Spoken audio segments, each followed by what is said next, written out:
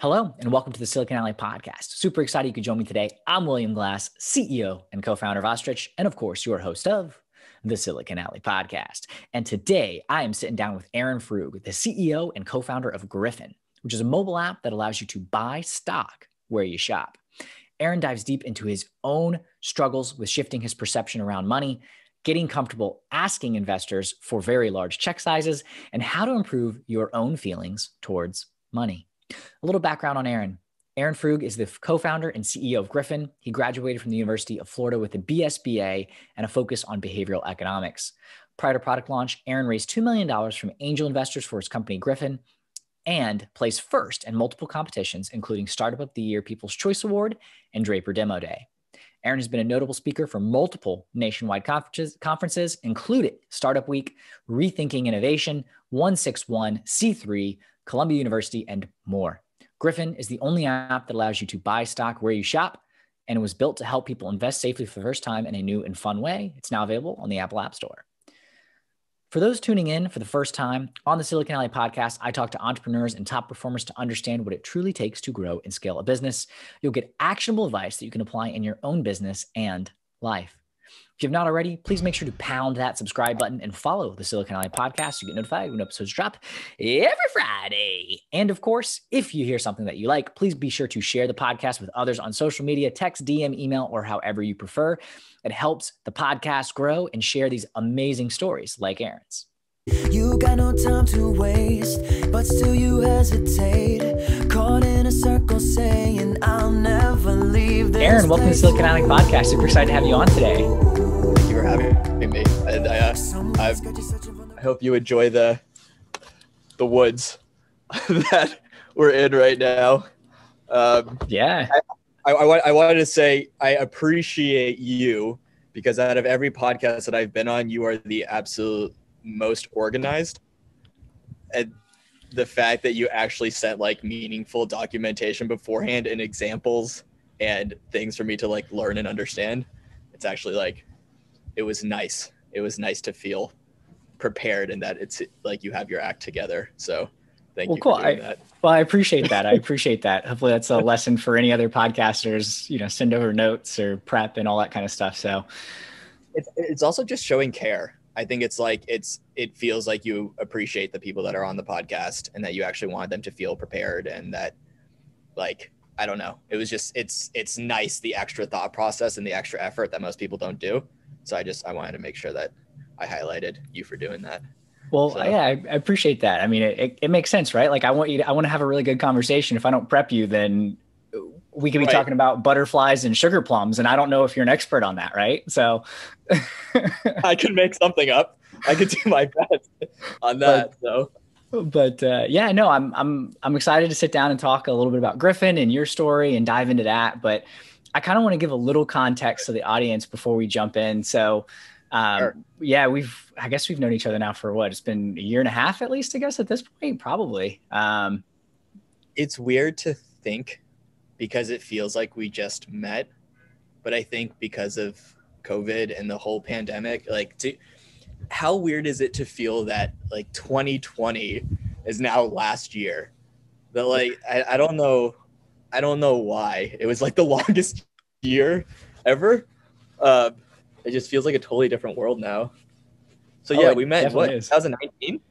Yeah, I think like the end of 2019, like maybe August or September, maybe something like that. Yeah. So we got the coffee. Yeah, exactly. Coffee with the coffee cubes. Yeah. And that's actually we're starting Ostrich. Yeah, I was just starting out and wanted to talk to you because you've had some experience with Griffin. I think it had been a couple years at least. And what I think is really interesting, and I'd love to start the podcast here, is that you had actually been out the night before with investors. They'd gone out to some club. You guys were up late, and you're like, it was crazy sitting there with people that are just like throwing around like a ton of money. And like, I'm looking at my bank account and I've got like $10 in the bank account right now, and like trying to go through that. And I thought that was a really great sort of analogy for a lot of entrepreneurs starting out, and just a really interesting way to start the podcast. So actually, I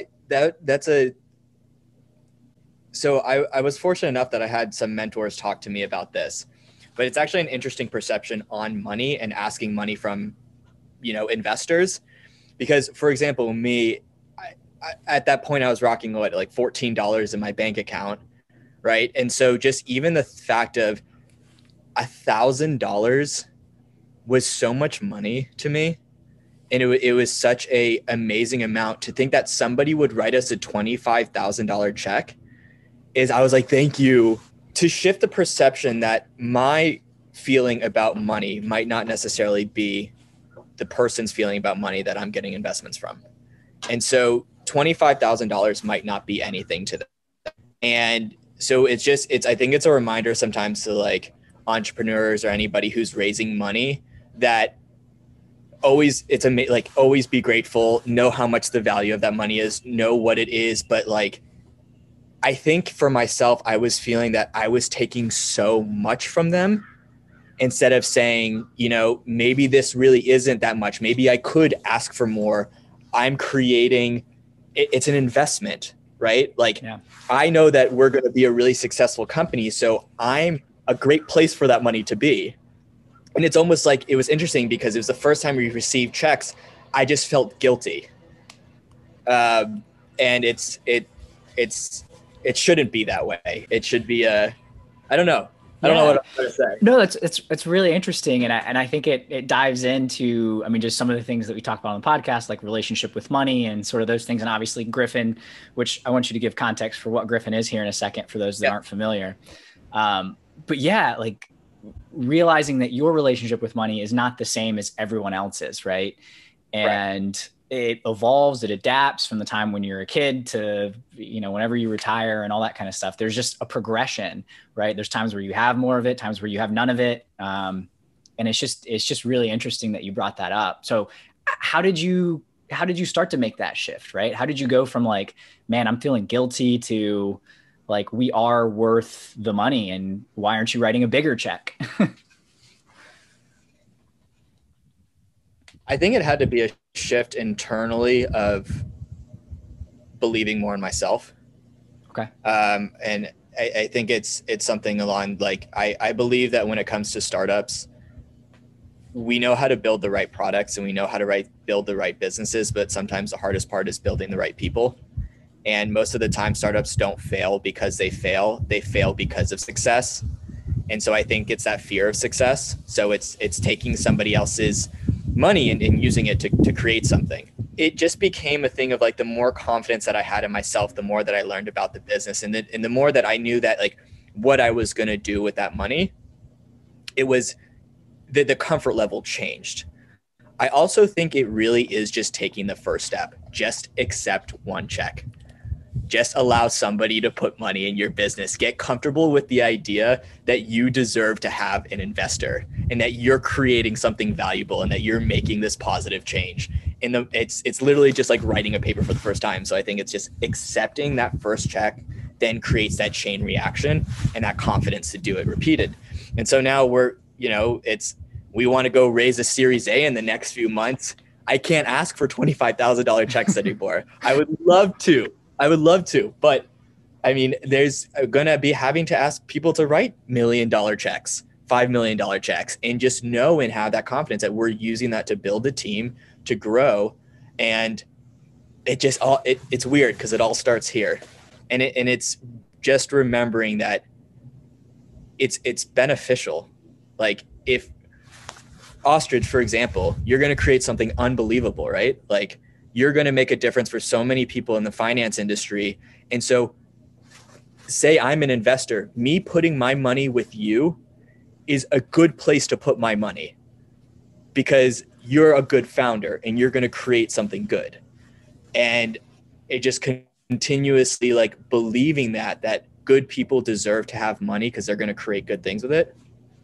Yeah. That's just, I don't know. I think you summed that up very nicely. Yeah, it definitely does. And I can 100% agree with that sentiment of like, why should anyone give us money? That you've got to get over that kind of mindset, that imposter syndrome type feeling that you definitely get early on, or maybe not everyone gets it, but I feel like a lot of entrepreneurs, conversations that we have, have that experience, especially if you're younger or you're in a demographic where maybe there aren't as many female founders or, founders that are minorities. Yep. Like there's that sort of like, am I worth it mentality that you've got to get over. So I really appreciate you getting vulnerable. So what you're saying too about that, because this is interesting, because I've a lot of friends when you're like who were looking to raise, and there's definitely a difference in opportunities for raising based off of like gender, background, and what's interesting, what I'm learning is it's kind of hard to explain, but a lot of the times when it's weird to think from this point of view, but like when I'm talking about Griffin, I actually intentionally choose to not use the word we.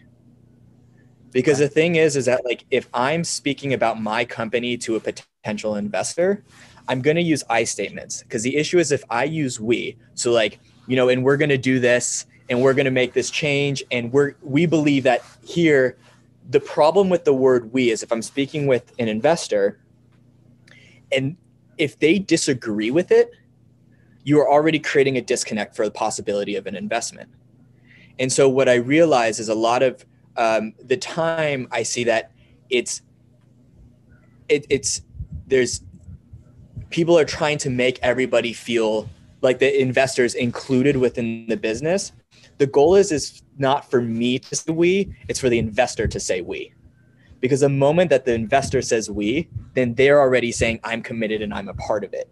If I'm using I statements, it allows me to effectively communicate what my vision is of the company. And if I use the word we, it's my team, like our team. Yeah. So I wouldn't even use we, it'd be like our team. But it's almost like wanting to create a disconnect until they create the connection. Because then otherwise, if there's something that they don't agree with the statement that you're making, you're already shutting them off. And so too many founders I see a lot of the time try to make it inclusive and part of it and get them excited, which I 100% believe. And I think that is really important to have that and to get advice and to have engaged investors. But it's also super detrimental to try to almost prove something or force something. Instead, just know the value in yourself and use that for other relationships. That's really interesting, Aaron, that you bring that up and wanting the investor to buy in and start using we. So you choose not to say it first. So I want to make sure the audience knows what Griffin is. So can you give yes. Before we get too far in, I mean, on the front end, there's, I talk a little bit about your bio and all that stuff, but I want the audience to know in your words what Griffin is. So maybe if you could do that, there we go. There's the t-shirt. If you could give like the quick elevator pitch, and maybe there's a way that, I don't know, if you work in the here's what I'm doing, and give that example of the I versus we in your explanation of what Griffin is. Okay. So I'm going to talk about Griffin right now because Griffin would not be here without our team. I'm a very small part of it. And so here I'm going to use we. That's because I'm specifically talking about the company and you and I have a different relationship. So, but we're Griffin. Griffin stands for the greatest revolution in finance is now. And we built an app that automatically buys you stock where you shop. So the moment you buy a cup of coffee at Starbucks, it invests $1 in a Starbucks stock. Shop on Amazon.com, $1 goes to Amazon. Anything in your life you can own just by being you. The whole purpose was to build something that changes the way we feel about investing in money. I think a lot of us deserve to be confident and excited and to know that we are enough. And so we wanted to create something that integrates into people's lives instead of forcing them into an industry they don't understand. So that your moments, your daily spend turns into investments and that your everyday actions is enough. So that's the whole thing of what we... It's an awesome concept, right? It makes sense, right? If you're supporting businesses, you're shopping in certain places, it means you as a consumer believe in the brand and therefore are probably more likely to want to own stock in that company, right? You're already supporting it. So why not, instead of just being a consumer, also be an owner? Yeah. So that's the hope. I think we want to create a world where there's no such thing as a shareholder and there's no such thing as a customer. Everyone's just an owner. And investing should just be a natural, inherent part of life, just like brushing your teeth, where it's just integrated into everything that you do. So that's our goal. I think it took us 3 years But 2 weeks ago, we finally wrote a manifesto that we like passed around internally to the team. And so it's something that we're kind of using as our front runner of what we want to be now. That's awesome. So yeah, no, I love that. And, you mentioned that it took 3 years. Can you talk a little bit about the journey to get to Griffin? Because it wasn't like this was like the first idea that you had and boom, Griffin was born and you went out and raised money and boom, you're here today with an app. So can you talk a little bit about the journey and kind of that progression to get to that manifesto? Yeah. So I'm just going to say, first of all, you're an awesome podcast host too. So you're like it feels like a conversation. You're very engaging. And it's like, it feels comfortable talking with you. I think sometimes people just create questions and then it's like respond to it. But I really appreciate this because I think it's a lot more interesting when it's two people just talking. So well, thank you. What is our story? So I'll try to do the very short version at the beginning. But I'll just get a little bit background. I grew up in Sarasota, Florida. So my parents ran dental practices. So that was basically beaten into me as a child. So I was going to be a dentist. That's all I ever knew. When I grew up, I realized I kind of like to break things. So I like to break systems and find better ways to do it. Don't judge me on this, but the story that I always tell is when I was 9 years old, we found a way to unlock the fast pass machines at Disney World. And we started printing out a bunch of tickets and we would just hand them out to families because we cared more about doing that than actually riding on the rides itself. So I was 9 at the time and my sister was 12. And so that was like throughout my life, I don't know. I feel like there was always a better way to do something. And I ended up going to college, University of Florida. I started off like pre-med, pre-dental. So I'm a type 1 diabetic. I also, it's the one thing in life that actually taught me to take care of myself. So I feel very, very fortunate for that. And as weird as that sounds. And so I was either going to do pre-med, so work with the endocrine system, kids with diabetes, or a dentist. And I ended up working in a biomedical science lab with blood. And every day I would pass out. So I remember I sat in a car outside of a McDonald's. I called Matt on the phone. I was like, look, man, I love you. I appreciate everything that you've ever done. But I can't do this. I can't look at blood. I can't work in this way. And so I ended up switching my major 4 times until I finally ended on economics, and I was focused on behavioral economics. So I love the idea of how people think in psychology within business and why we do what we do. And I ended up finding out about wealth management. And so throughout that time, I paid some of like my like fun throughout college by buying and selling chubby shorts. I don't know if you know of chubby shorts, but like shorts for guys. I sold so much of them that Chubby sent me a cease and desist letter. And so I had to stop doing that. But then ended up finding out like there was a way to like, yeah. Where did that come from? So it was interesting because when Chubby's did the Clubhouse thing, as weird as it sounds, they started off by selling limited shorts that sold out immediately, where people were starting to create bots to buy, because you would buy $50 pair of Chubby shorts and they would sell on eBay for $140. Gotcha. Okay. And so I started doing that and I started flipping them. And then after that, I kind of, once I got the letter, I was like, okay, I should probably not do that. And I started buying and selling Levion diamonds. And then I started buying and selling designer clothes. And so it kind of like paid some of my way throughout college. One of my co-founders, he was actually like he sold so many fidget spinners that I think he made more money on fidget spinners than I did buying and selling like clothes.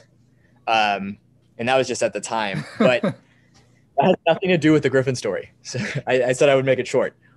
I ended up finding out about wealth management, and I worked in an industry where I was sitting next to a financial advisor who was, I was an intern, and he was making about $350,000 a year. And he looked over at me and he smiled and he said, what's the language rules on this podcast? You're good. It's free. He said, look how much fucking money I'm about to make. And this woman walks in with a manila envelope and she's holding all these files.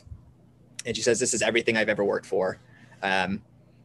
She was like in her mid-30s. She was like, I've never invested before. I don't know where to start, but like, this is everything I've saved up for me and my family. He looks over at her, he smiles, puts his hand on her shoulder, says, don't worry, I'll take care of you. I watch him put the same information in a computer that he did for 5 other people. He basically invests her into target date funds, sends it off to analysts in Chicago, and then makes 1.5% on her money. And I sat there and I was like, that's super, super shitty. The fact is like, we work so much for everything. Money is the one thing that unfortunately in a way connects all of us, but we don't talk about it. And there's just got to be something better. People deserve better. We need to have confidence in it. And it's sad because only like 5 states require financial literacy courses. A majority of us don't learn it. And when we build our relationship with money, it starts at the age of 16. So if a majority of the people who are investing still, even across all other investing platforms, it's still the 32-year-old white male with a $60,000 salary, where does that leave everyone else? And how do we get them started earlier? So I ended up going back to UF. I picked up a double minor in real estate and entrepreneurship. And I met my first co-founder who was already working on an idea that's kind of like public. It was called Market Champs. It was basically an open community of traders who would follow one another and invest based on the decision. So let's say you're like an unbelievable investor. I'm following you. The moment you buy Apple stock, it sends me a notification, and then I just buy Apple stock because of it. Yeah. And so it's like we follow smart money. So I asked him if I could play devil's advocate. And at the time, I was in the background going back and forth with my mom. And so she's like unbelievable, brilliant mind. And she was pitching ideas with me back and forth, and we were talking about it. And he ends up bringing me onto the team. And throughout that time, I completely was like, play devil's advocate. We tore the idea apart. We tried to work on it a few months. We realized it didn't work. We had a teacher tell us, quote unquote, we were trying to get an overweight person to eat a salad. And this teacher was the intro to entrepreneurship teacher who, one, never started a business in his life. So anytime you get negative advice, or anybody who's listening to this, like, use it as fuel, or just know that, you know, if somebody doesn't like something, then you're doing something right. And so we just kept changing our idea around. We were like, how can we get younger people to invest and save? We tried to do something on the financial advisory space. We tried to just get people to invest in music festivals. Like, we had so many ideas. I think one of them was actually even illegal. I should probably say what it is before I just make that comment. So, you know, like DraftKings and FanDuel? Yeah. How you can like sports betting. So we wanted to bring that into the stock market. And so we basically, where it said like you and I would bet, oh, I think Apple will go up 1%. We put in $5, and then whatever happens at the end of the day, whoever wins. And that was like our idea. But it turns out that you actually can't bet on the overall economy due to the liquidity crisis unless you own it. So when you're looking at shorting and you're looking at options and basically betting against the overall economy, you're allowed to do it if there's ownership assigned to it. But if you're just betting on it outside of it, it's illegal, which is interesting to learn. Yeah. Didn't know that. Yeah. Okay. Basically, long story short, we ended up interviewing a bunch of students. We asked them, why don't you invest and save? And it was the 3 main reasons. I don't have enough money. It's not made for me, and I don't get it. And what we realized is that every single student said, I know I should invest. Mm-hmm. It was a thought process of an understanding of, I know I should do this, but for some odd reason, there was a behavioral restriction that stopped people from doing it. Yeah. And so we started doing research on it. And the problem was the industry kept saying 2 things. Either we're going to hold your hand and do it for you, or you have to become an investor, do the research yourself, and figure out how to make that decision.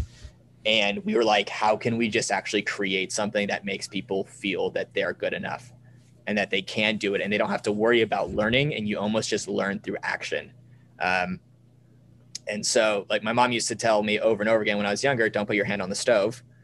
But the only way to really learn is by putting your hand on the stove. So somebody can tell you as much as you can to research stocks and to learn about it, but I think it's just like giving somebody the confidence to just start it's what our hope was. And so there was a lot of different moments that defined Griffin, but one of the biggest ones we said was when my sister and I were at a Starbucks and the guy was like, that'll be $12 for 2 cups of coffee. And she looks back and laughs and says, I should really own stock for how much I shop here. We were like, what? Why can't we do that? I mean, we ended up going into the last semester of college. We had another co-founder at the time who we actually ended up having to have an honest conversation with and no longer became a part of the business. We won the Dabbler pitch competition at USF, which was cool. Our company name was Change at the time. One of the biggest advice I can give to any founder, don't buy merch at the very beginning. Don't buy t-shirts. Don't pay for anything. Don't try to force creating a logo. Like our name changed so many times. Originally we were Interest Investments, and then we were Change, and then we were Interest Investments, and then we were Interest, and then we were Beanstalk, and then Mr. Wonderful started a company called Beanstalks, and we created Beanstalk, and then no longer used Beanstalk. And then I met Mr. Wonderful. And I said, you stole our business name, and he laughed, and we got his information, but never did anything with that. And then finally, like where Griffin came from is it had nothing to do with us trying to force a name. I remember us crying on the floor, literally using name generators, trying to figure out how to name ourselves. Yeah. And imagine if we just bought merch every single time for the new business name that we created. That is it. So it wasn't an overnight thing. Is what I'm getting at. It didn't really strike the first time. No, I mean, and so maybe that's the way that I can like kind of wrap this up really quickly. We ended up graduating. We both had job offers. We spent 3 months working every single day, night and day. We used to go into the graduate school building in the accounting school, and they had these huge whiteboards, and every day we would write on the whiteboards. We used to call up different law firms and ask for free consulting services just so that we could get free legal help. And we would just call different ones. And we finally just quit our jobs. And we were like, look, this is something that we want to do. It's something that we want to pursue. We did the whole maxing out our credit cards things, which is probably not the best idea. And fortunately enough, just by working and building relationships with people throughout this entire process, we were able to find investors. 3 years later, it took us a ton of time to work with the SEC, with lawyers that were $1,500 an hour lawyers that said there's no legal precedent to what you're doing. It will never happen. This won't work. So when somebody tells you no, you just keep going. So we had to work directly with the SEC. I'm fortunate for my team for the hundreds of pages of compliance documents. We had 4 failed brokerage contracts that didn't work. There were so many low moments and so much having to learn, change, and understand. And but there were so many high moments too. Yeah. And so I think it's just like it's a very long process and so many different things that happened. We won like the cool awards and things like that. It would love to pat ourselves on the back and talk about that, but I just think you just got to keep learning. What kept you going? What kept you going through those low moments, right? Because I mean, that's the thing with entrepreneurship, right? It's really high highs, really low lows. How do you manage that? How have you been able to manage that, Aaron? It's having a good circle, one.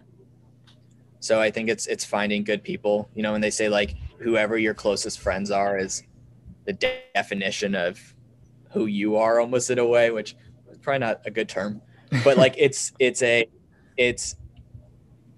2 things that I learned. The lowest lows were always followed by the highest highs. And so I think a majority of the time the businesses that fails and startups that fail is they hit those low moments, and that low moment is intentional. That low moment either means I was doing something that was not appropriate or healthy for myself or our business. Mm-hmm. 2, there was something that I had to learn. So when you hit those low moments, usually it's that learning, it's that shift, it's that different perception. It's that new opportunity that's just waiting to happen.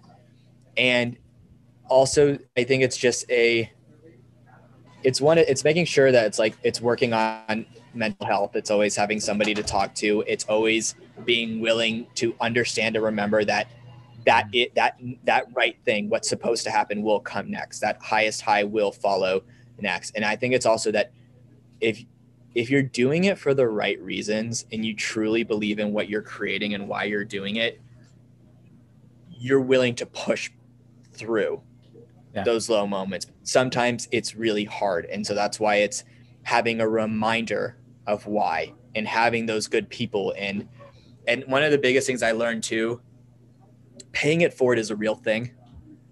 People giving free advice is a real thing. Too many times I see founders giving up 5% of their business for an advisor because hopefully that creates some sort of signal that they're doing the right thing. Or like good people had good people help them. Mm-hmm. And you don't have to give up your business for that. And it's, unless like that person is hands on going crazy, helping you, and you want to like officially bring them in as an advisor. I see too many founders get hurt because it's sometimes it's also that validation externally, because I was looking for it too. I kept wanting to bring advisors in all of the time because I couldn't accept the fact that somebody was just willing to help us. And luckily I had Robin, our co-founder, who continuously told us like, you are good founders. You are working hard. Like, we can do this. Like, we are, I don't know. It's like, be willing to accept kindness. Yeah. And if there is people who are just looking to make it transactional, they're probably not the right person for you. No, I think that's great advice, Aaron. And I think that's another thing that really defines when you break into, especially when it comes to tech and, like, you know, Silicon Valley kind of started this, but there is this kind of give first mentality, which Brad Feld and some of the other VCs, tech stars, kind of talks about, where like, pay it forward, give advice, give free advice, because you never know what connection, what conversation could lead to something now, or, you know, 5, 10, 20 years in the future. Right. And like, no one gets there by themselves. I think that's a really great point that you made, that, you know, go ask for free advice, go have a conversation, go call a law firm and say, hey, will you help us? This is what we're doing. And we're scrappy. We're trying to change the way things are done. And if you find the right law firm or people that are interested in this stuff too, and aligned mission wise, like, of course they're going to help. Of course they're going to want to contribute. So, and it's even that point too, like, look where you and I are at now, right?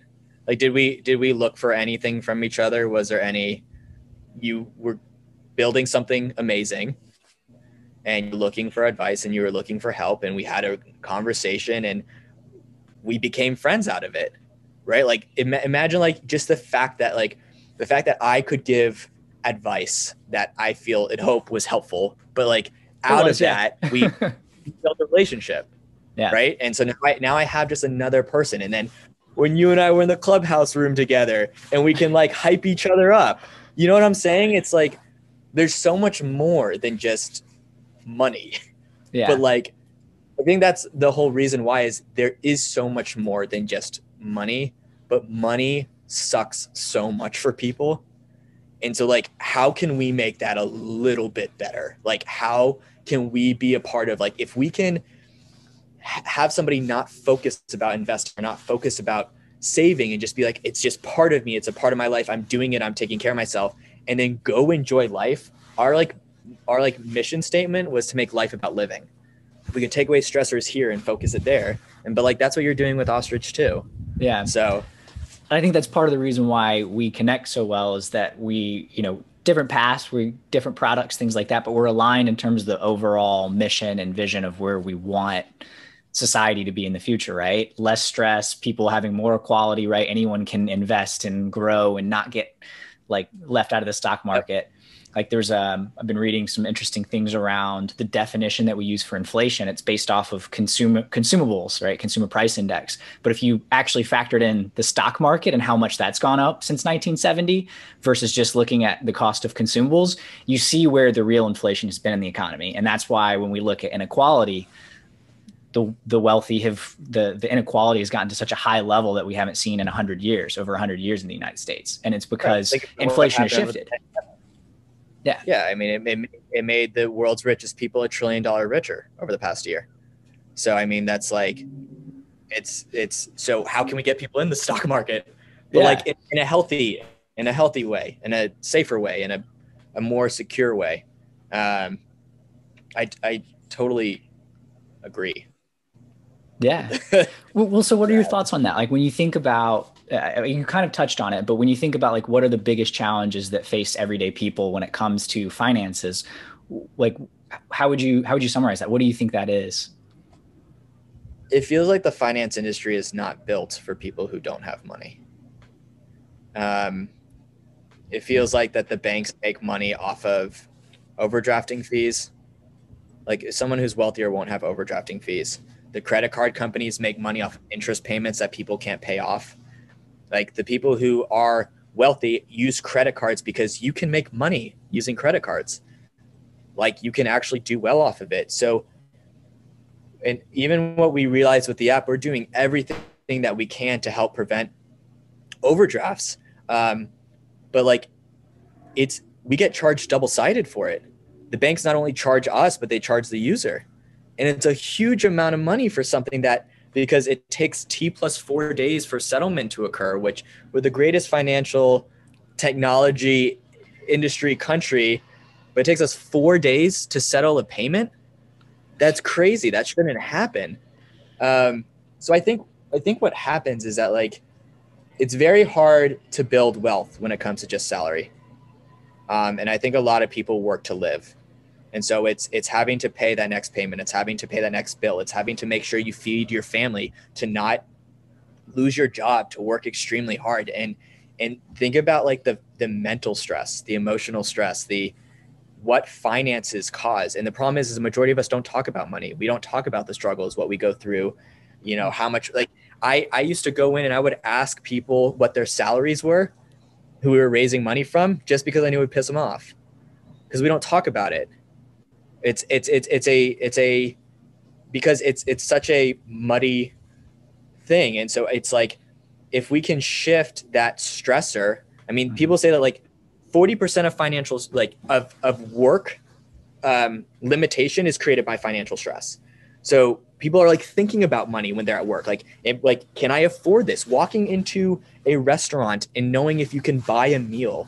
Like, so our whole thing is like, how can we create it where, let's be realistic. I think too many places say like, stop spending money on everything and just start investing it all. No, it's not fucking realistic. So like, how can we create it where we say to people, like, we know you're like, life is life. We're going to spend money. We're going to do it. But at least if you're spending money, take care of yourself. Pay yourself.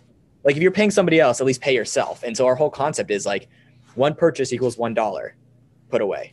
Right. So every time that you spend something, you're putting something away. And if we can just help people feel better about finances, I think it's just and shift and have a more positive relationship with it and feel good about it, then maybe they can feel good about other things in life. I just think it sucks. I think people deserve better. I'm very fortunate for technology. Technology is changing access, but I still think that we have a long way to go. A long way. Oh, so. For sure. Yeah. I don't think so. Sorry, but you were talking about inflation. Inflation is also relative, which I never thought about, to the rest of the world. Because even if the price of our dollar like keeps changing because it's you know, it raises 3% every single year, if the US dollar continues to get stronger proportion to the rest of the world, that price change isn't necessarily as impactful. So if you can invest money, and like even that's been, I mean, I'm just hopeful. I don't know. Yeah. Sorry, I get excited. No. That's what this is, right? So this podcast is about entrepreneurship, and it's also about personal finance. So, you know, Griffin fits right in there. And, you know, Aaron, you know, you mentioned that people don't talk about money and finance. Love to get a little bit vulnerable and hear a little bit about some of the best what's the best investment that you've made? So we'll start with the good. But what's the best investment that you've made? Oh, I was going to be cheesy. I was going to say myself.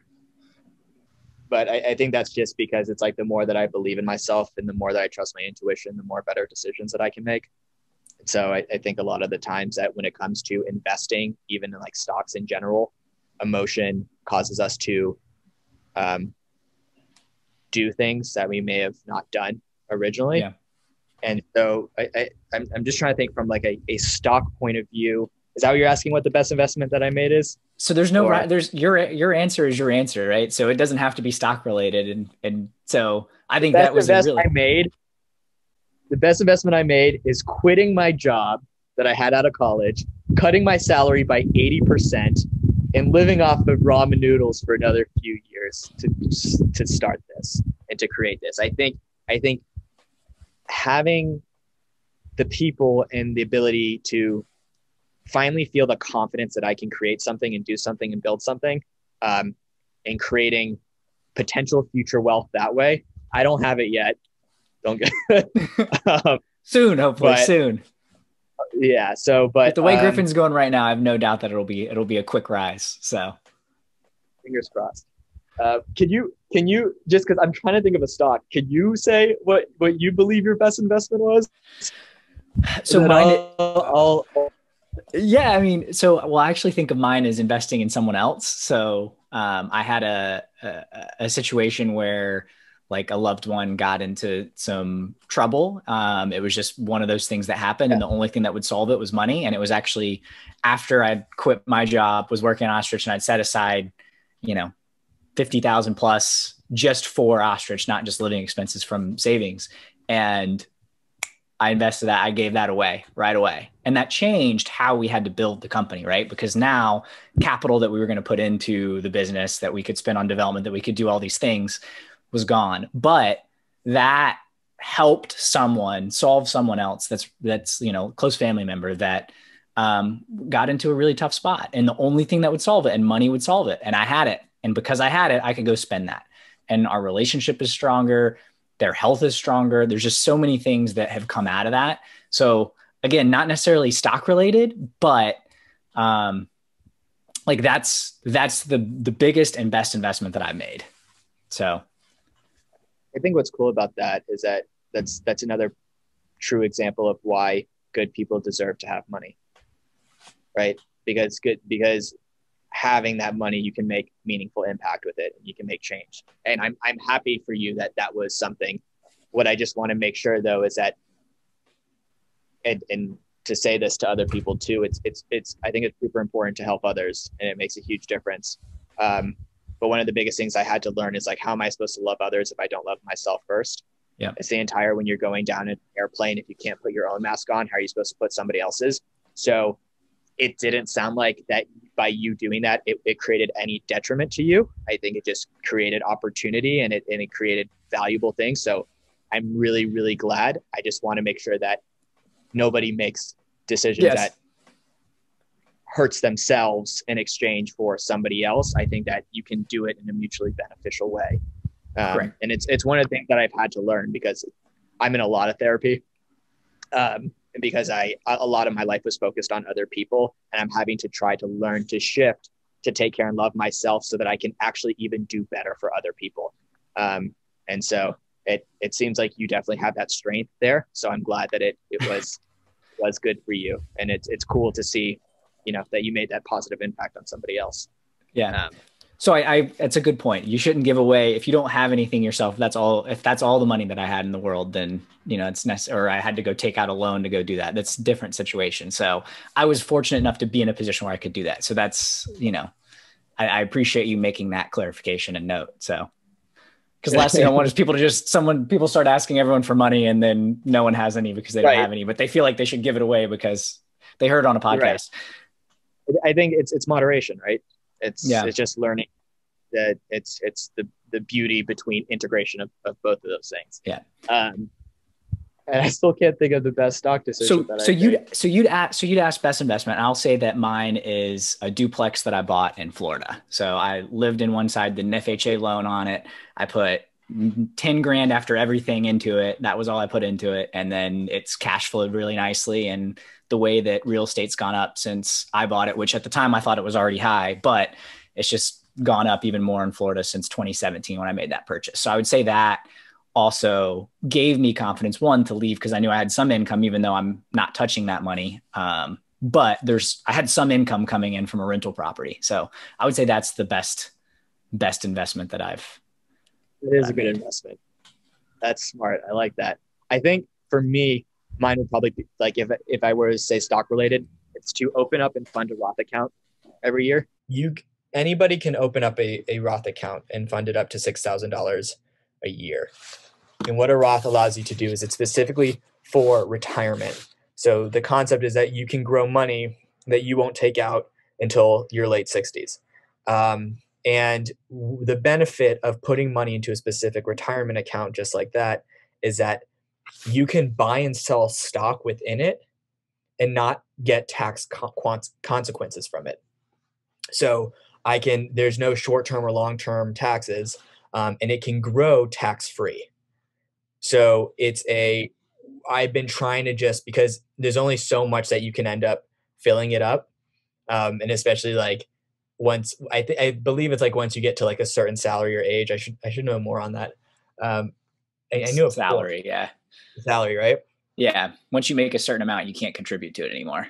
Right. And so it's like for people to be able to grow money, basically without being taxed on it is an amazing thing. And it allows you to think differently when it comes to investing. But just within that, I put my money into a few different ETFs and then some very specific companies that I truly believe in. So I put it into companies that are high dividend paying companies, and then I reinvest those dividends. So ones that I know will be strong and always innovate and that basically pay their owners through dividends to own the stock. And then when it reinvests, it's buying itself. I as well have some like growth stocks that I was excited about that I put money into. And then it's trying to really diversify as much as possible. So I don't think there's any specific company that was like, this was a really good investment choice that I made. I think just being in the market was a good start. Yeah. So I'm the same way. I'm a buy and hold kind of guy. So Yeah. It's hard to say like I made a bunch of money on stuff because it's all unrealized. But, if that makes sense. Unrealized just meaning I haven't sold the stocks. I've just hung on to them, and same thing. So, Right. Yeah, I don't know. You read Warren Buffett and some of these guys, and unless you really want to dedicate all your time and energy to it, I'm more just hit singles and do that over and over again versus go get that home run and try to time GameStop and what's going on with all that. So, and I think that there's that strength in that long-term mentality, because then you never have to worry about timing the market. Any time's always the right time to buy. And if the market goes down, the stock market's the only thing that goes on sale and people don't buy. So the stock market goes down, then you get the benefit of buying something on sale. Like look over the entire life of the stock market. It's gone up. Yes, there's recessionary periods. Yes, but it's why Warren Buffett says I always keep some sort of stockpile of cash. So cash specifically for investing and then cash for an emergency fund. But when the stock market goes down, your best opportunity is to buy. It's not to sell. And so it's most things in life, I think, are actually counterintuitive to how we live. Yeah. So Aaron, on the flip side of that, what would you say is the dumbest money mistake that you've made? So stock-wise, Helios and Matheson. Basically, they were the owner of MoviePass. That was not me thinking in the long term. That was not me. That was me trying to catch a falling knife. I really, really believed in the idea of MoviePass because I loved the concept of unlimited movies. But it was not a good company. It was a failing business model. It had poor management. While I believed in the idea, I realized, one, I also barely used the product. And I just thought it was cooler than maybe it's like, is this something that is good? Is this something for the long term? And so I just kept putting money into it, and I put a bunch of money into one thing instead of diversifying and putting it into different areas. And that's why for me, I've almost tried to stay out of it because like, I hope people did well and I hope that they did okay. But that's why the GameStop and the AMC thing scared me, is it was more because of there was people who were putting everything into one or two companies. Yeah. And like, that's scary. Even if they're the greatest companies in the world, like and just make sure that you're not spending every dollar that you have, that you're taking out loans just to get investing, that you're investing money that you don't have. It's investing should be about putting away money that you're willing to lose. But I mean, it's not the goal of it, but it's just like the fact that it's okay, because if the markets go down, if the markets go up, it's okay. You're in it for the long term. And to be able to diversify, because the reality is like, would I want to own an ice cream shop during the winter? No. But would I want to own an ice cream shop during the summer? Absolutely. Would I want to own a hot chocolate shop during the winter? Yes. That's diversification. There's different reasons to have money in different areas. So I don't know. I'm passionate about it. I just know a lot of people are hurting, and it's just hard to talk about. Yeah. And for context, we're recording this at the very beginning of February 2021. So at this point, it looks like GameStop has cratered, but we never know in terms of context for anyone listening in the future. So I think it was trading at $480, and 4 days trading days later, it's now at 56. Yeah, it went up as much as it went down. And I mean, there's that whole part about like the Robin Hoods didn't have the liquidity to be able to make the trades happen. So people could only sell. But when you have a bunch of people who don't understand investing and are new to it, and the only thing they can do is sell, what do you think they're going to do? Panic and sell. And so it hurt a lot of people. Yeah. And I also think there's some interesting narratives there, right? It was like, we're going to go take down these big hedge funds was kind of like where the subreddit Wall Street Bets kind of came from. But now there's articles coming out about all these hedge funds that also took the same side of the bet as the Redditors, right? So you still see hedge funds that are making money. And I think that's an interesting take as well, is that like the hedge funds have no qualms taking down other hedge funds either. So, right. The narrative retail investors versus hedge funds, it's more nuanced than that. So I think it's just the fact of it's people coming together to unite for a specific purpose, who also just have felt that the industry has not been built for them. Yeah. And that these people have an unfair advantage. And they did. Yeah. I'm hopeful that it changes. So, yeah, but it's true. Crazy. It is. Well, Aaron, I want to wrap up, but I think the way that would be great to end this is we've talked about a lot of things: personal finance, Griffin, your story, your journey. Yeah. I'd love to know, what does success look like for you when you define success for yourself, whether it's in the context of Griffin, finance, life, just in general? How do you define success? Personally, for me, success will be moderation. I'm a pretty big extremist, so I will do one thing to the extreme one way or the other. And I believe that learning to slow down when I need to slow down will be really healthy. And learning to just enjoy, love, live life is going to be really important for me. So that is maybe a definition of that success. From a Griffin point of view, I wrote this down. I said, it would be really cool if Griffin became like a word in the dictionary.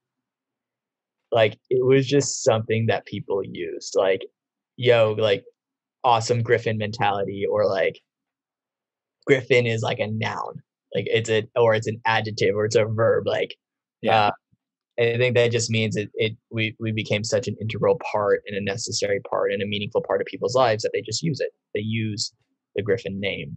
Yeah. And from a holistic overall point of view, is I truly believe that what we're doing is going to make a difference, and I'm really hopeful for it. And I think that success to me is is knowing we've impacted a lot of people. And that might sound like the cheesy answer, but I think that the right companies can be successful for the right reasons. And that you can make money and do well by bringing value to other people. And so that's just like, yeah, I think that would be cool. What about you? What about Ostrich? What's success for you?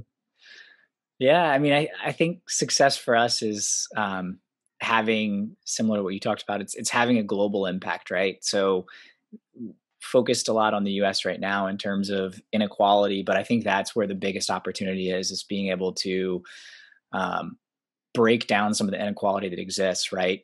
Imagine if everyone understood how credit scores or things like that worked, wouldn't that be better for the entire industry, right? You get rid of predatory lending, you get rid of all these things, and you have more established people with money that have credibility or have credit that can do things and buy things and create things, and just the amount of human capital potential that would be unlocked, right?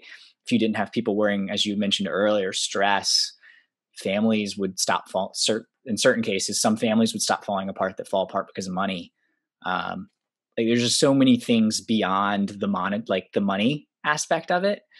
And I think for me, that's what success looks like, is Ostrich playing a role in that and bringing us to a more equal society, and making it where finance isn't something that's scary to talk about, or all these esoteric things that you need to understand, right? Like it just makes sense in the context of people's lives. So when's the Griffin Ostrich partnership? We're working on it right now. Yeah. We got to make the t-shirts. I want to have like the Griffin and then just a big picture of an ostrich. There we go. That's our merch line, and we'll donate to good causes. There we go. I love it. You want it? So I don't know if maybe you'll find this cool or not, but this will be the first time I'm actually saying it out loud. Do you want to hear like the Griffin Manifesto, the why we're here, what we're? Yeah, I'd love to hear it. Yeah.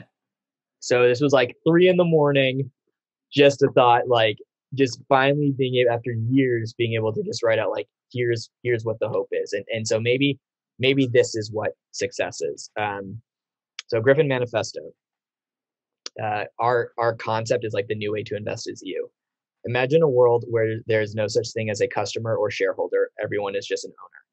A society where all individuals have a stake in the public brands they interact with, where people have the power to enact change, voice their opinions, and receive benefits from the companies they own, moving influence from the few to the masses. A world where investing is not something that has to be taught or thought of. It is not a have to or should be, it just is. An integral and necessary part of life that happens automatically and everywhere. Every swipe, click, and scan adds another piece to the pie, where life's greatest moments turn into investments, shares become shareable, and stocks become stories. That world is here. The word is Griffin. The greatest revolution in finance is now. I like that. I like that a lot. So now we need the ostrich one. There we go. Yeah. I think I might have started off with the manifesto and then we worked backwards into the business, but we probably need to update that, to be honest. So I've got some thoughts, but yeah, definitely aligned in the overall, mission and kind of vision for the future. So I'm excited, man. I think we can do good things. I do too. So Aaron, I want to leave you with the last word. You might already be done after that manifesto was read, but I want to leave you with the last word. And then I also want to make sure that people know where they can come support you, download Griffin, support Griffin, all that good stuff. I think the last word is that too many times in life, we believe that what we love to do and what makes us money have to be different things. And there's a really unique opportunity to create so much now. And if you have the opportunity, go take that risk, go take that jump, and just know there's a lot of people there who support you, are willing to help you, and that advice will be there.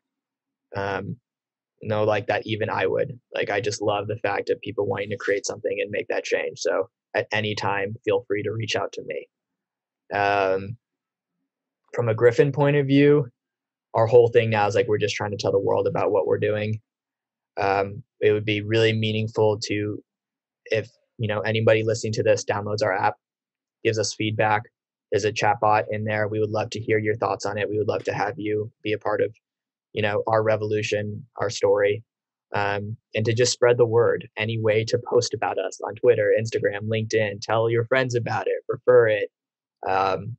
I think just us right now, the reality is that we lose money. We don't make money to make this work. But the more people that we have and the more traction that we get, the more money then we can raise so that we can give more people access to it. So any way to help on that growth would mean the world. Follow us, interact with us, download the app. I don't know. I guess that's all I can really ask for. Awesome. Yeah. And is it just at Griffin, or do you have social handles? I'll link to all this in the show notes, but. Yeah. So it's just at Griffin app is basically all of our social.